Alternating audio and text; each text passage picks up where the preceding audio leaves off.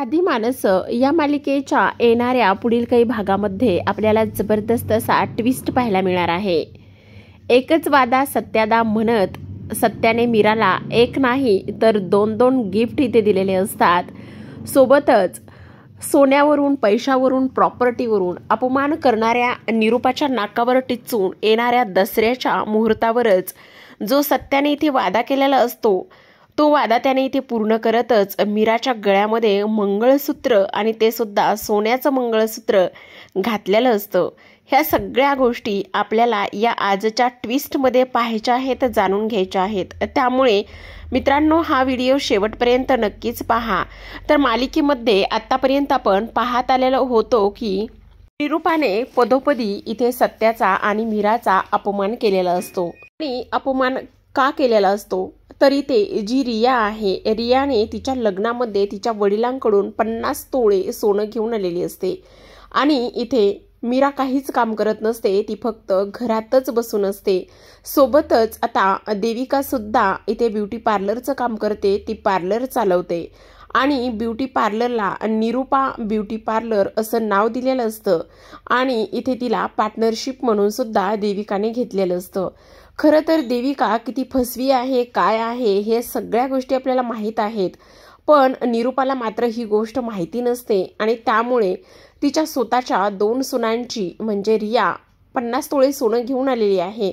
तर इथे देविका पार्लर चालवत आहे, तिचे बाबा फॉरेनला आहेत आणि ह्या सगळ्या गोष्टीचं ती भांडवल करूनच सत्याला आणि मीराला नेहमीच टोचून, घालून पाडून, पनवती, अपशकुनी ह्या अशा अभद्र शब्दाने किंवा अशा अपशब्दाने त्यांना नेहमीच हिणवण्याचं काम करत आलेली असते।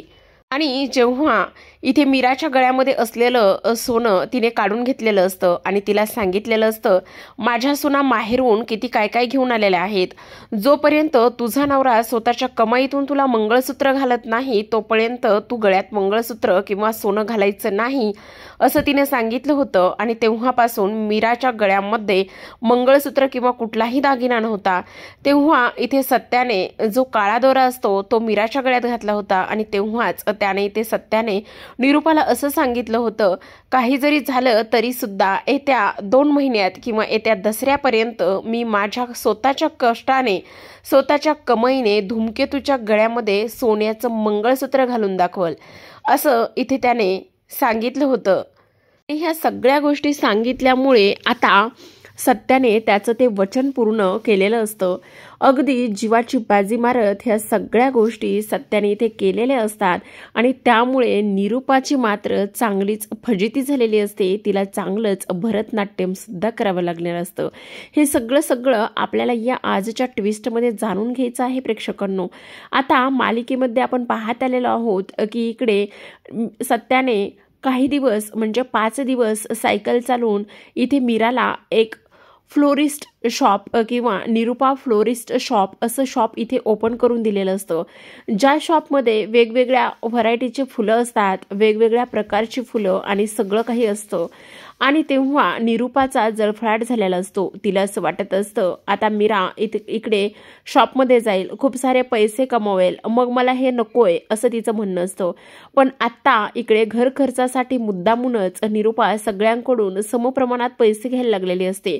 3 मुलं करते आहेत ना, मग तिघांनी पैसे द्या असं तिचं म्हणणं नसतं, तर माझी 2च मुले काम करतात, पैसे कमवतात, मग ती 2 देत आहेत, मग 3ऱ्या मुलाचं काय, तो तर बायकोच्या जीवावर जगत आहे असं सत्याला ती हिणवून बोलत असते। मीराने मात्र चांगलीच इथे निरूपाची खेचलेली असते, ती म्हणत असते, नाही तुम्ही चुकताय, तुम्ही चुकीचं बोलत आहात, मला एक गोष्ट सांगा, जर बायको कमवत असेल आणि नवरा सुद्धा कमवत असेल तर उलट चांगलीच गोष्ट आहे ना। तेव्हा इकडे सुधाकरांनी सुद्धा बाजू घेऊनच म्हटलेलं असतं, निरूपा तू चुकतेस, हे बघ जेव्हा माझा वाईट काळ होता तेव्हा तू त्या वाईट काळामध्ये मला सुद्धा मदत केली होतीस, मग आता जर मीरा कमवत आहे तर तुला तिचा अभिमान, गर्व वाटला पाहिजे, पण तसं नाहीच आहे, तू तर वेगळ्याच तोऱ्यामध्ये जगत आहेस। अगं ती एक सून म्हणून तिची कर्तव्य पार पाडते, घर सांभाळून सगळं काही सांभाळते, आज नवऱ्याच्या पाठीशी खंबीरपणे उभी राहिलेली आहे आणि तरी सुद्धा इथे तुला तिचं काहीच कसं वाटत नाही असं म्हणून सुधाकरांनी निरूपाला चांगल्याच गोष्टी सुनावलेल्या असतात. पण निरूपाला मात्र ह्या गोष्टीचा काहीच फरक पडलेला नसतो. तर मालिकेमध्ये आपण पाहत आहोत की आता देविका इकडे तिचे कान भरण्याचं काम करत असते. ती म्हणत असते, आई तुमच्या एक गोष्ट लक्षात येते का, आता बघा ना दसरा जवळ आलेला आहे, इथे मीरा सुद्धा चांगलंच कमवते आणि तिचं दुकान सुद्धा इथे चालू झालेलं आहे. शिवाय इथे त्यांनी सायकल चालवून जे पैसे इथे मिळवले होते त्या पैशाने मीराला त्याने दुकान टाकून दिलेलं आहे. पण मला असं का वाटतंय की त्याच्याकडे काहीतरी पैसे शिल्लक असतील म्हणून. आणि शिवाय आता इकडे बघा दसरा येण्यासाठी 4 ते 5 दिवस बाकी आहेत. मग मला सांगा 4 ते 5 दिवस दसऱ्यासाठी बाकी असताना आता जो काही सत्य आहे तो मात्र चांगलंच कामाला लागलेला आहे. आणि मी तुम्हाला एक गोष्ट सांगू काय, मी ना त्या दोघांचं बोलणं सुद्धा रात्री ऐकलं होतं. तो आणि आजी इथे बोलत होत्या की आजी हे बघ आता काही जरी झालं ना तरी सुद्धा मला ह्या धूमकेतूला चांगलंच गिफ्ट द्यायचं आहे. आता दसऱ्याला मला तिच्या गळ्यामध्ये स्वतःच्या नावाचं मंगळसूत्र घालायचं आहे आणि ते सुद्धा स्वतःच्या स्वकमाईतून, असं मी त्यांचं बोलणं ऐकलं होतं. आणि तेव्हा आजी आता मला चांगलंच 4-5 दिवस काम करावं लागणार आहे. मला इथे थोडेसे पैसे सेव्हिंग केलेले आहेत पण आणखी थोडेफार पैसे लागणार आहेत असं तो बोलत होता. तेव्हा निरूपा म्हणत असते, येऊ दे ना, कसा पैसे घेऊन येतोय आणि काय करतोय आणि कशा पद्धतीचं मंगळसूत्र बायकोच्या गळ्यामध्ये आणून घालतोय ते तर मी बघणारच आहे. जरी त्यांनी इथे मंगळसूत्र घरामध्ये आणलं तरी सुद्धा ते तिच्यापर्यंत पोहोचणारच नाही, याची सोय मी करून ठेवेल असं निरूपा म्हणत असते. आणि किती ग, सायकल चालवून 2 लाख रुपये तिला मिळालेले आहेत आणि ते 2 लाख रुपये तरी ते शॉपमध्येच गेले असतील ग देविका. तेव्हा देविका म्हणते, आई पण तुम्हाला सांगू का, तो बरेच दिवस झालं काम करत आहे आणि बरेच दिवस काम करून त्याने बरेच पैसे साठवले आहेत असं पंकज सुद्धा मला म्हणत होता. आणि तुम्ही बघताय ना मीरा सुद्धा अगदीच चांगल्या पद्धतीने काम करायला लागलेली आहे. आणि तुम्हाला आणखी एक गोष्ट सांगू काय, बघा काल तर इथे त्याने बँकेत जाऊन तिचं अकाउंट सुद्धा ओपन करून दिलं आणि तिच्यासाठी स्कॅनर सुद्धा काढून दिला. मग मला एक गोष्ट सांगा, जे कॅशनी इथे तिला पेमेंट भेटत होतं त्यामध्ये सुद्धा तिचा चांगला खर्च निघत होता किंवा त्यामध्ये सुद्धा तिला इथे नफाच होत होता. पण जर आता ऑनलाईन ती करायला लागली तर किती पैसे मिळतील तिला. तेव्हा निरूपा म्हणते, गप्प बस ग, तू काळजी करू नकोस, तू आता माझ्या मुद्दामूनच जखमेवर मीठ चोळायला आलेली आहेस का. एकतर त्या सत्याने इथे सायकल चालवून 2 लाख रुपये जिंकलेले होते तेव्हापासून मला रागच आलेला होता. ह्या सत्या काहीही करू शकतो. आता इकडे बघ ना, काय करायचं काहीच कळत नाहीये. तेव्हा देविका म्हणते, हो नाही, पार्लरचा पण धंदा थोडासा स्लोच आहे बघा आत्ता. तेव्हा इथे निरूपा म्हणते, असं कसं स्लो आहे, आता तर इथे दसरा दिवाळी हे सगळे सण उत्सव आलेले आहेत आणि मग असं कसं स्लो आहे असं इथे ती बोलते. त्यावरच आता सुधाकर तिथे आलेले असतात आणि ह्या लगेचच त्यांचा विषय बदलण्याचं काम करतात. आता मुद्दामच निरूपा हिनवण्याचं काम करते. निरूपा म्हणत असते, बाई बाई काय करायचं, आता दसरा दिवाळी सगळं काही जवळ आलेलं आहे, आता एक्स्ट्राचा खर्च त्याचबरोबर राशन पाणी हे सगळं काही भरावं लागणार आहे, मग त्यासाठी सुद्धा पोरांकडून एक्स्ट्राचे पैसे घ्यावे लागतील. तेव्हा सुधाकर म्हणतात, अगं कालच तर पोरांनी तुला पैसे दिले ना. अहो हो, पण ते रोजच्या सामानासाठी वाहन सामानासाठी दिलेत, पण आता सण सुद्धा आला की खर्च लागतोच ना. तेव्हा इकडे आजी म्हणतात, हो रे सुधाकर लागतो, सण सुद्धा ना बायकांच्या हातामध्ये जरा थोडेफार पैसे असले की त्यांना बरं वाटतं, असू देत ना, देतील पोरं, असं म्हणूनच आता इकडे ती म्हणत असते, हो ते सगळं खरं आहे, पण कोणाला तरी इथे वचन दिलं होतं किंवा कोणाला तरी असं सांगितलं होतं की आता मी 2च महिन्यात माझ्या धूमकेतूच्या गळ्यामध्ये माझ्या स्वकमाईतून स्वतःच्या हक्काचं मंगळसूत्र तिच्या गळ्यात घालणार आहे. ते सगळं काय झालं बरं. आता तेव्हा सत्याने हे ऐकलेलं असतं पण सत्या आता तरी काहीच बोलत नाही आणि इग्नोर करतो. आता संध्याकाळच्या वेळेलाच मीरा आणि सत्यजित इथे खोलीमध्ये असतात. मीरा सत्यजित खोलीमध्ये असताना आपण पाहतो की आता इकडे मीरा शांत शांत असते, कारण ती जी काही निरूपा आहे ते तर तिच्या मनामध्ये असतंच. पण सत्याने बऱ्यापैकी पैसे इथे जमवलेले असतात, आणखी 2-3 दिवस त्याच्याकडे असतात आणि 2-3 दिवसामध्ये त्याने ऑलरेडीच भाडे जे आहे ते बुकिंग करून ठेवलेले असतात.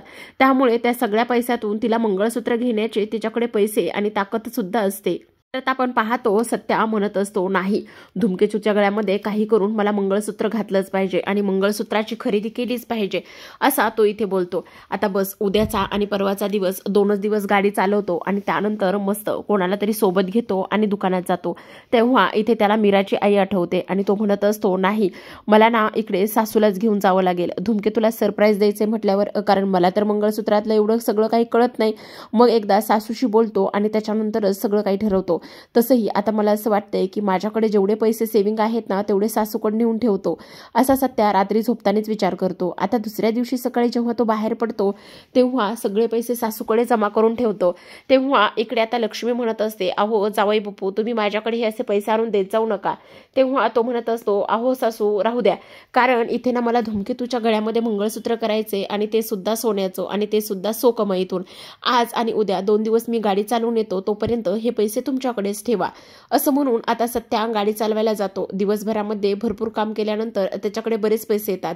त्यासोबत दुसऱ्या दिवशी सुद्धा भरपूर काम करतो आणि भरपूर असे पैसे आलेले असतात. दुसऱ्या दिवशी दसरा असतो आणि तेव्हा तो म्हणत असतो, धूमकेतू उद्या काय आहे? तेव्हा ती म्हणते, दसरा आहे. मला तर इथे दुकानावर खूप गर्दी असणार आहे आणि दुकानावर गर्दी म्हणजे मला खूप साऱ्या ऑर्डर सुद्धा असणार आहेत, असं इथे ती बोलत असते.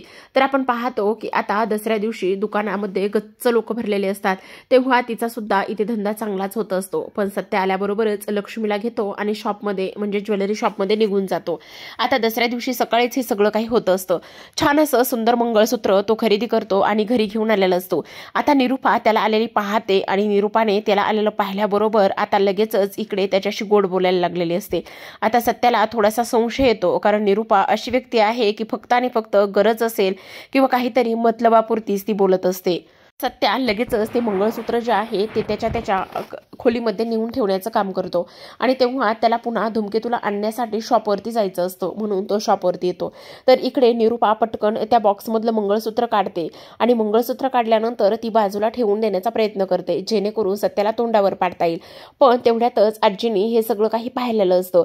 आजीनी पाहिल्याबरोबर ती आता आजी तिला काहीच बोलत नाही आणि सत्याला ताबडतोब घरी बोलवून घेते. आता इथे निरूपा खोलीमध्ये जाते आणि खोलीमध्ये जाऊनच ते मंगळसूत्र तिच्या कपाटामध्ये ते लपून ठेवते. आता इकडे आजीने काहीच दाखवलेलं नसतं की त्यांना काही गोष्टी कळल्यात किंवा माहिती आहेत. आता निरूपा कामामध्ये आणि फोनमध्ये बोलण्यात व्यस्त असते, तेव्हा आजी गुपचूप जातात आणि ते कपाटातलं मंगळसूत्र काढून पुन्हा सत्याच्या हातामध्ये देतात आणि तो बॉक्स मात्र तसाच रिकामा असतो. सत्या ते मंगळसूत्र स्वतःच्या हातामध्ये ठेवत असतो, खिशामध्ये ठेवत असतो. तर आता प्रेक्षकांनो, अशा पद्धतीने सत्याने तर मीरासाठी त्याच्या धूमकेतूसाठी सुंदर गोल्डचं मंगळसूत्र बनवलेलं असतं आणि ते सुद्धा स्वतःच्या कमाईतून. तेव्हा आता इकडे निरूपाची चांगलीच नांगी इथे आजी आणि तेव्हा सत्या दोघे जण ठेचणार असतात, कारण निरूपाने मात्र चोरी केलेली असते आणि सत्या आणि त्यासोबत मीराच्या आनंदावर विरजण टाकण्याचं सुद्धा इथे त्या दोघांनी मिळून काम केलेलं असतं. त्यामुळेच आता इकडे ते चांगलेच तिला धारेवर धरणार असतात. तर आता प्रेक्षकांनो, इथे दसऱ्याचा दिवस उजडलेला असतो आणि दसऱ्याच्या दिवशीच इथे निरूपा म्हणत असते, आता काय माझ्या दोन्ही मुलांनी त्यांच्या दोन्ही बायकांना इथे मस्त दसऱ्याचं गिफ्ट दिलेलं आहे, त्या किती खुश आहेत आणि त्यांनी दोघांनी सुद्धा त्यांना सोन्याच्याच इथे वस्तू गिफ्ट दिलेल्या आहेत. मग काय रे ए पनवती, म्हणजे सत्याला ती म्हणत असते, तुझं काय झालेलं आहे? तू तर कोणतंच गिफ्ट इथे तुझ्या बायकोला दिलेलं नाहीयेस बहुतेक. तेव्हाच आता सत्या म्हणत आहे की हो आणलंय ना, हे काय, ह्या बॉक्समध्ये मंगळसूत्र आणलेलं आहे, असं इथे तो बोलतो. तेव्हाच निरूपा म्हणत असते, ह्या बॉक्समध्ये आणि मंगळसूत्र, अरे बघू, असं म्हणून तो जो काही बॉक्स आहे तो ओपन करतो आणि निरूपाला दाखवतो. तेव्हा निरूपा म्हणते, बघ याच्यामध्ये तर मंगळसूत्र नाहीये. तेव्हा सत्या पाहतो आणि लगेचच इकडे सगळ्यांना आश्चर्याचा धक्का बसलेला असतो. तेव्हाच निरूपा म्हणत असते, अरे ज्या गोष्टी जमत नाही त्या गोष्टी इथे आपण करू नये. अरे तू फक्त रिकामा बॉक्स घेऊन आलेला आहेस, तुझी अवकातच नाहीये की तू तुझ्या बायकोला स्वतःच्या सोकमईतून इथे सोन्याचा दागिना किंवा सोन्याचं मंगळसूत्र घालशील, ते होणं शक्यच नाही, असं निरूपा मुद्दामच त्याला बोलत असते.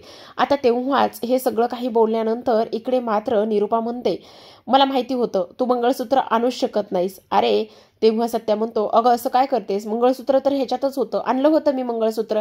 तेव्हा निरूपा म्हणत असते, जर तू मंगळसूत्र आणलेलं असलीस ना तर मी इथे भरतनाट्यम करेल, समजलं तुला? आता तेव्हा लगेचच सत्या खिशामध्ये हात घालतो आणि सत्या खिशामध्ये हात घालून लगेचच खिशातलं मंगळसूत्र बाहेर काढतो आणि खिशातलं मंगळसूत्र बाहेर काढल्यानंतर इथे तो लगेचच निरूपासमोर पकडतो. तेव्हा दुरूनच आजी म्हणतात, आता तर तुला नक्कीच भरतनाट्यम करावं लागणार आहे. तेव्हा सत्या निरूपा निरुपाला बाजूला करतो आणि मीराच्या जवळ जाऊन तिच्या गळ्यामध्ये हे सोन्याचं स्वखर्चातून आणि स्वतःच्या स्वकमाईतून बनवलेलं मंगळसूत्र तो तिच्या गळ्यामध्ये घालतो. अशा पद्धतीने सत्याने त्या सत्याचा वादा पूर्ण केलेला असतो. पण आजीने मात्र आता इकडे निरुपाला चांगलंच भरतनाट्यम करायला लावलेलं असतं आणि चांगलंच त्यांच्या तालावर नाचवलेलं असतं. तर अशा पद्धतीने आता सत्याने इथे निरुपाची चांगलीच ठेचलेली असते नांगी. त्याचबरोबर मीरा तर खुश झालेली असते, कारण आज एवढे दिवस तिच्या गळ्यामध्ये साधा काळा दोरा होता, पण आज सत्याने मात्र सगळं काही तिच्यासाठी केलेलं असतं. तर एक नाही तर 2-2 गिफ्ट इथे मीराला मिळालेले असतात. तर पाहत रहा साधी माणसं.